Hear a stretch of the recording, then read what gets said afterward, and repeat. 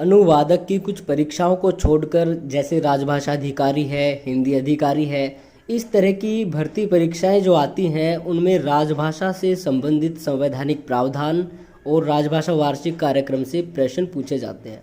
साथ में जो वार्षिक कार्यक्रम है ये इसके बारे में आपसे इंटरव्यू में भी पूछा जा सकता है अगर आप वहाँ तक पहुँचते हैं तो इस वीडियो में हम राजभाषा वार्षिक कार्यक्रम 2023 से 24 का जो राजभाषा विभाग ने बनाया है उसको कवर करने वाले हैं। और ये लगभग इसमें हमने सारे ही महत्वपूर्ण बिंदु जो अच्छी तरह से उनकी लिस्ट बनाई है। वैसे देखा जाए तो वो 16 पेज का है, लेकिन हमने उसको जो इम्पोर्टेंट उसके पॉइंट्स हैं उनको केवल और केवल 3 पेज में निकाल कर आपके सामने लेके आए हैं। तो आपको वार्षिक कार्यक्रम के बारे में जानना है तो आप इस वीडियो को अच्छी तरह से देखें या फिर सुने तो आपको पता चल जाएगा। तो ज़्यादा लेट न होते हुए सीधे पॉइंट पे आते हैं।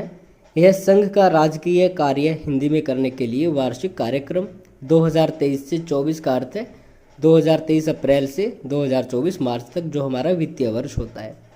बैकग्राउंड में जाए तो 18 जनवरी 1968 को संसद में यह निर्णय लिया गया था, संकल्प किया गया था कि एक वार्षिक कार्यक्रम तैयार करेंगे और उसको कार्यान्वित करेंगे और उसकी जो प्रगति होगी उसकी रिपोर्ट संसद में रखी जाएगी और सभी राज्य सरकारों को भेजी जाएगी। अब देखते हैं कि हिंदी बोले जाने और लिखे जाने के आधार पर देश का जो 3 क्षेत्रों में वर्गीकरण किया गया है वो कैसे है। तो यहाँ पे देखिए, कै क्षेत्र में आते हैं 9 राज्य: बिहार, छत्तीसगढ़, हरियाणा, हिमाचल प्रदेश, झारखंड, मध्य प्रदेश, राजस्थान, उत्तर प्रदेश और उत्तराखंड। संघ राज्य आते हैं जो जिनको आप यूनियन टेरिटरी बोलते हैं, दिल्ली और अंडमान व निकोबार द्वीप समूह। ख क्षेत्र में आते हैं 3 राज्य: गुजरात, महाराष्ट्र, पंजाब और 2 संघ राज्य चंडीगढ़ और दमन व दीव और दादरा व नगर हवेली। ये एक ही है, पहले अलग अलग थे अब एक ही बन गया है। इसके अलावा ग क्षेत्र जो होता है उसमें टोटल 20 आते हैं जहाँ पे 16 राज्य और 4 संघ राज्य हैं। तो आपको केवल और केवल क और ख याद करने की ज़रूरत है जो कि 16 हैं। उनके अलावा जो भी राज्य या फिर संघ राज्य आएंगे वो ग क्षेत्र में आ जाएंगे। आगे चलते हैं राजभाषा विभाग द्वारा ई लर्निंग कार्यकलाप। तो 2023-24 का जो वार्षिक कार्यक्रम है उसमें इन्होंने बताया कि केंद्रीय हिंदी प्रशिक्षण संस्थान जो है उसने ई प्रशिक्षण देना शुरू कर दिया है। क्षेत्रीय कार्यान्वयन कार्यालयों ने डिजिटल प्लेटफॉर्मों के माध्यम से वर्चुअल निरीक्षण करना शुरू कर दिया है। निराकाश की बैठकें भी ई बैठकों में बदल गई है, मतलब वो जो कॉन्फ्रेंस होती है तो वो एक तरह से डिजिटली ही कंडक्ट करा दी जाती हैं। वेबसाइट पर ई पुस्तकालय की शुरुआत की गई है। अन्य मुख्य बिंदु जो है वो ये है कि 14-15 सितंबर 2023 को पुणे में आयोजित हुआ था 3य अखिल भारतीय हिंदी दिवस। 2022 में हिंदी दिवस पर हिंदी शब्द सिंधु तथा कंठस्थ 2.0 जिसमें करीब 25 लाख वाक्य हैं उसका लोकार्पण किया गया था। हिंदी तिमाही प्रगति रिपोर्ट तिमाही समाप्ति के भीतर 30 दिन के भीतर, मान लो अप्रैल से, जैसे अप्रैल मई जून होती है तो उसके बाद 30 दिन जो आएंगे मतलब जुलाई में, वो जुलाई के 30 दिन के अंदर भेजी जानी चाहिए और जो वार्षिक रिपोर्ट है वो 30 जून तक भेज दी जानी चाहिए। आगे कहते हैं कार्यालय के जितने सारे कंप्यूटर हैं उन सभी में यूनिकोड आवश्यक रूप से उपलब्ध होना चाहिए। तो ये थे जो आपका ये है क ख ग क्षेत्र और इसके साथ साथ जो महत्वपूर्ण बिंदु थे। अब सबसे इम्पोर्टेंट जो चीज़ है वो ये है कि हिंदी प्रयोग के लिए वार्षिक कार्यक्रम 2023 से 24 क्या रखा गया है। तो हिंदी में मूल पत्राचार, ईमेल भी इसमें काउंट की जाएंगी। तो क क्षेत्र में क्या होना चाहिए, ख में क्या होना चाहिए, ग में क्या होना चाहिए, तो इसको आप एक तरीके से याद कर सकते हो। पहले क करोगे, फिर ख करोगे, फिर ग करोगे। तो क में कहते हैं कैसे क अगर कोई लेटर जाता है तो वो 100% उसका जो लक्ष्य रखा गया है, कैसे ख भी 100% है और कैसे ग में जाता है तो 65 हो जाएगा।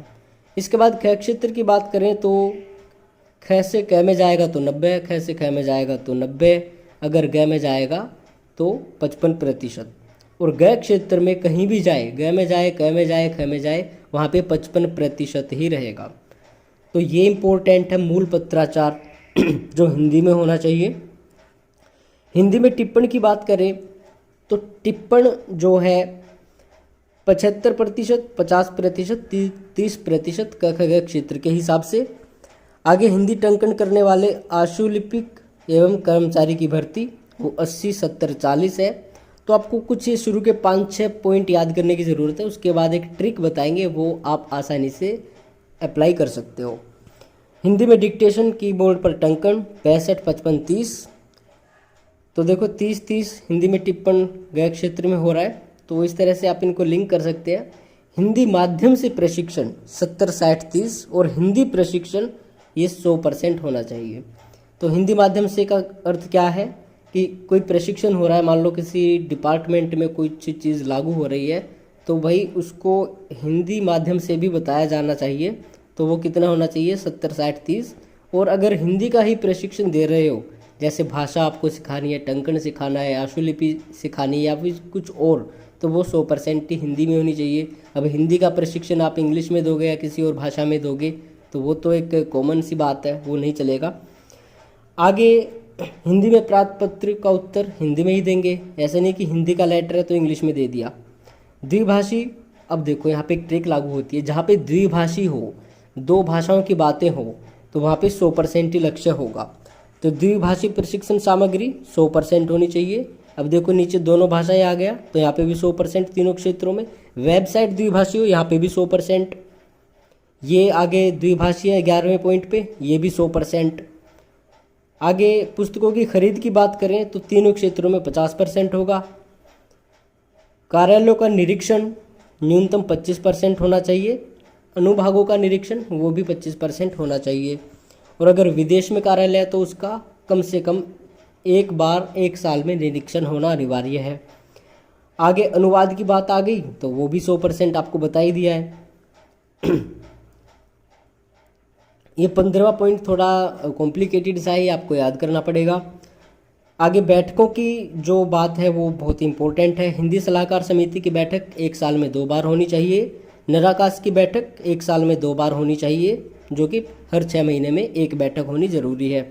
और राजभाषा कार्यान्वयन समिति जो कार्यालयों में की जाती है हर तिमाही में, तो वो हर तिमाही में 1 बार, मतलब 1 साल में 4 बैठकें होनी चाहिए। तो ये थे इम्पोर्टेंट पॉइंट। इसके अलावा विदेशों में जो भारत के कार्यालय हैं उनमें क्या होना चाहिए, तो परसेंटेज की बात आए तो 50% होना चाहिए, चाहे पत्राचार हो चाहे टिप्पण हो।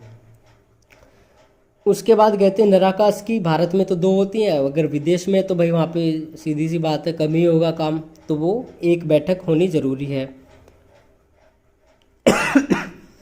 राजभाषा विभागीय राजभाषा कार्यान्वयन समिति, इसकी वही है जो भारत में होता है, मतलब हर तिमाही में बैठक होगी। अब द्विभाषी की बात फिर से आ गई, तो ये भी 100%, द्विभाषी चाहे इंटरनेशनल हो चाहे नेशनल हो। आगे फिर कहते हैं कर्मचारी हिंदी टंकन करने वाले कर्मचारी आशुलिपिक कम से कम 1 होना चाहिए कार्यालय में।